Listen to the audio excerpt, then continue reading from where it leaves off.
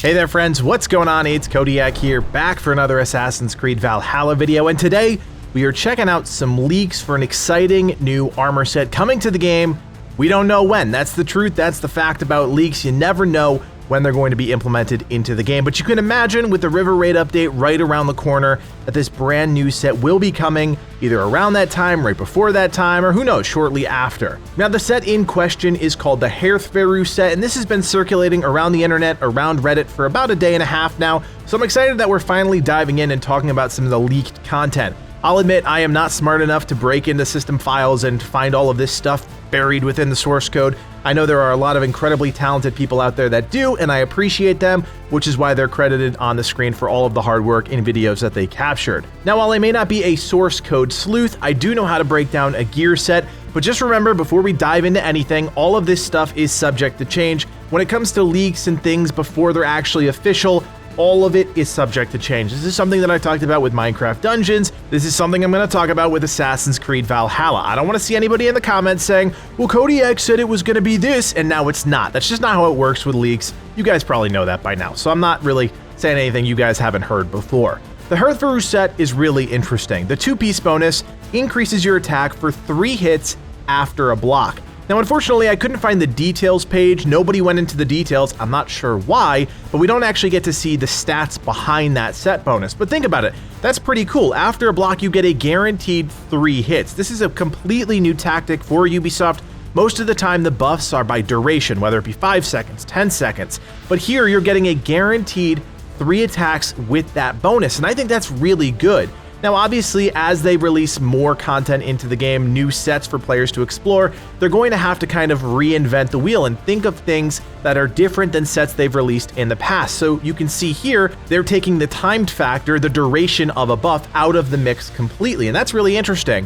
Now, of course, the 5-piece is still pretty boring, pretty much what you'd expect from Ubisoft at this point. Additional increases to speed. So the speed increase is nice, but it really doesn't tie into the 2-piece at all because you're still getting 3 guaranteed hits with that increased attack. Speed's not going to change that, it just means that you're going to get those 3 hits a little bit faster. Now, in theory, the way that works is the faster you hit, the faster you can block again, the faster you can get that attack bonus again. That's really, I think, the theme that's kind of underlying this whole entire set. And if we look at the shield in this set, we can kind of confirm that suspicion. The Gilded Shield has the effect of increasing your speed after a block. So you can see here that we're really setting up 3 fast attacks, then getting right back to a block, then 3 fast attacks, and it's kind of a seesaw of using the speed to get you through to the next buff. Now, the real special sauce here is the weapon, the Bannerman Spear. We've seen Bannermen across England carry this massive standard, and we are finally getting our own that we can wield and carry into battle. And the Bannerman Spear